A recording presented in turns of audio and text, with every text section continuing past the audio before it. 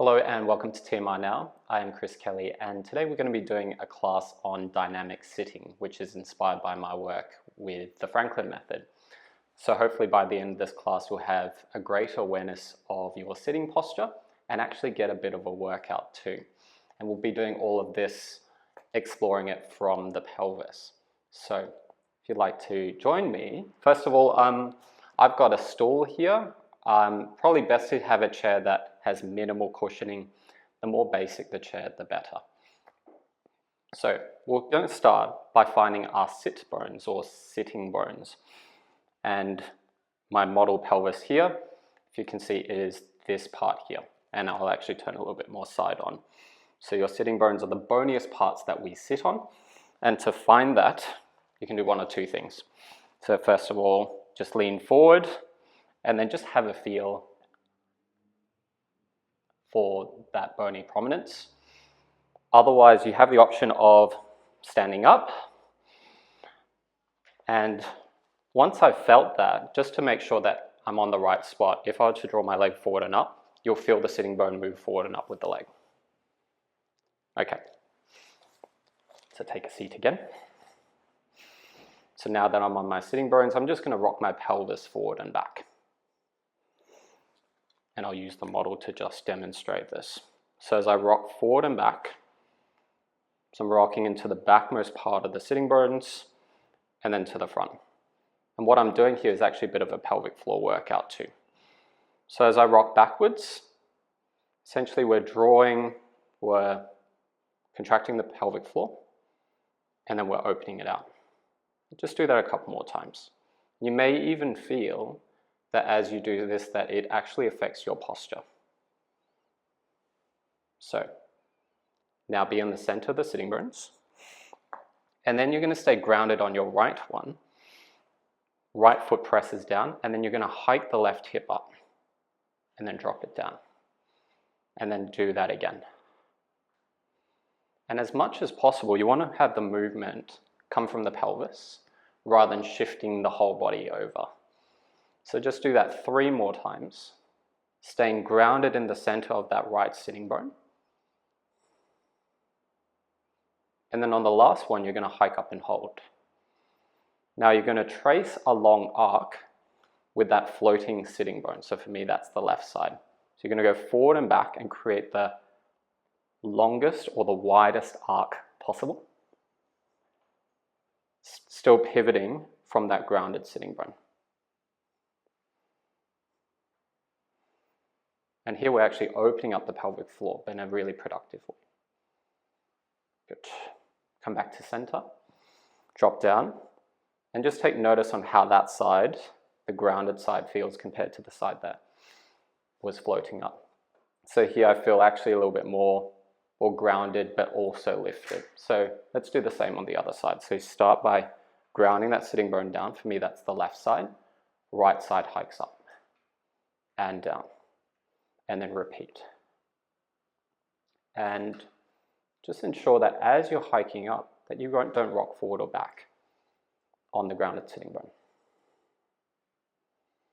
On the next one, we lift and hold, going forward and back 5 times. Longest, widest arc possible. Allowing the upper body to twist as much as need be.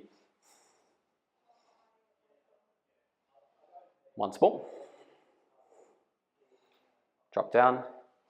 Hopefully you're feeling a little bit more symmetrical now. And then we're going to take our sitting bones for a walk. So start from the backmost part of the chair. Go for that hip hike and drop down. And you're just going to walk as far as possible to the frontmost part of the chair and then back. And try to make those, it's as if your sitting bones are now feet. You want to make those steps or those strides as long as possible.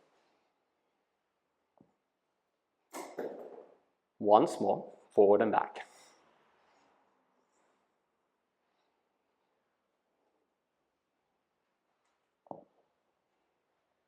Good. Hopefully through all of that, you're a little bit more aware of where your sitting bones are and how that relates to the uprightness or the liftedness of the spine. And then I promised a workout, so let's get into that. So if you're familiar with the 100, we're going to do this in the sitting position. So make sure you're in the center of the sitting bones. We're going to pump 50 times. So as much as possible as you pump forward and back, try to be as centered on your sitting bones as you can. And then let's go. Let's breathe in and breathe out. Use your feet grounded down into the floor to also assist with being on the center of the sitting bones. Breathe in and out. And in and out. That's 50. For your last 50, you're going to do this similar, but now you're going to swing your arms forward and back. And breathe in and out. And in. I know it looks a little bit silly, but hopefully you're somewhere private as you do this. And 20 more. And out. Breathing in and out. Perfect. I'm going to turn side on. Next one's kind of like a roll up or a standing roll down, but from your seat. So take a breath in and then breathe out. Start rolling your upper spine forward like you're diving up and over a fence. You can have your hands sliding the outside of the legs. How far can you go down, staying on your sitting bones? Now press into your shins and actually rock onto the front of the sitting bones and feel them expand. And then now grounding down vertically in the sitting bones, and let that initiate your roll up. And again, rolling forward. Breathe in, extend.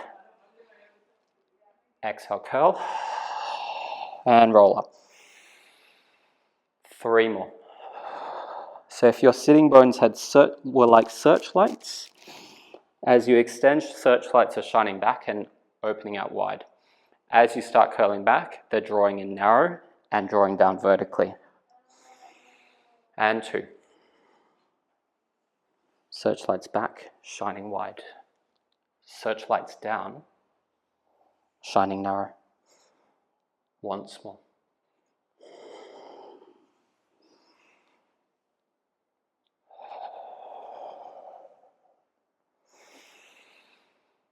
Very good. Going for a quick side bend. Lift your left arm up. And then now lift up to go over to the right. How far can you go over without tipping off that outside sitting bone? So ground that down and then come back up. Switch sides. Breathe out. And inhale to return. We can add to this. Lift up to go over. Fold the top arm. Extend. Pull yourself up. Ground from the outside sitting bone. And lift up to go over. Fold, extend, come up. 1 more on each side. So you're creating the longest line between your top hand and the outside sitting bone. And 1. Up to go over. Fold, up, and return. Very good. Now let's go into what looks like the abdominal series in the classical mat series, but in sitting. So I'm going to have my hands supporting my neck, or you can have your hands in the front of the chair. Now you're going to go into a light curl of your upper spine up and forward, kind of like you're doing a chest lift, but in sitting. So my hands are going to support my neck and then draw them up and forward, like I'm lengthening a slinky. Now right foot stays down or grounded down more. Float the left knee up as high as possible and down. Switch sides. And repeat. How high can you lift that leg up, staying down on that sitting bone? And lift. 1 more on each side.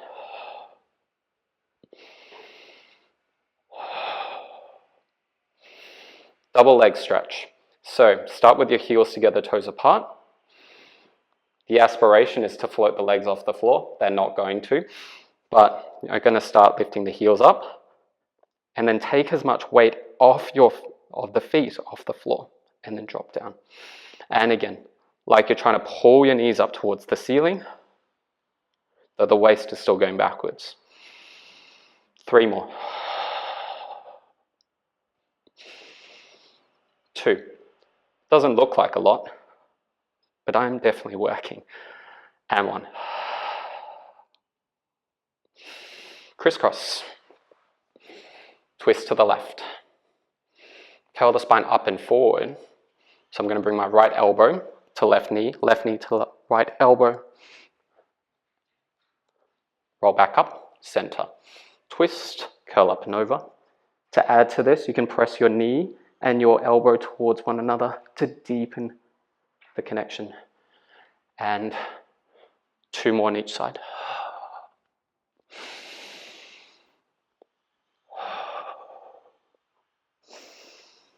Once more.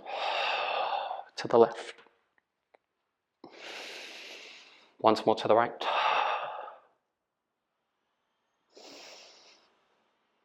Good.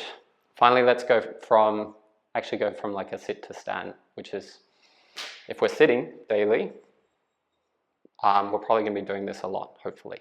So you're going to start by being anchored on your sitting bones. And then, actually, first of all, move forward. So you're in the frontmost part of your chair. So you start from being anchored on your sitting bones. Then you're going to shift your weight forward and feel those sitting bone searchlights open out wide and shine back. And then from here, you're going to take your weight from your sitting bones to your feet and your thigh bones. So you kind of flip and hold. And then to stand up, think about drawing your sitting bones, pubic bone, tailbone together. And then they widen and then come back. So you can even think now we're doing essentially pelvic floor work. So it's almost like as you flip to here, it's like, when you've landed on a trampoline, there's that elasticity that you're building up right as you've landed, and then you use that to rebound up. Then you land, hold, and come back. So the fabric of the trampoline expands. You use that elastic recoil to come up. You descend with control, softening it with that elasticity, and then come back up. Just do that 3 more times. Flip and lift and open and return. And 2. And 1.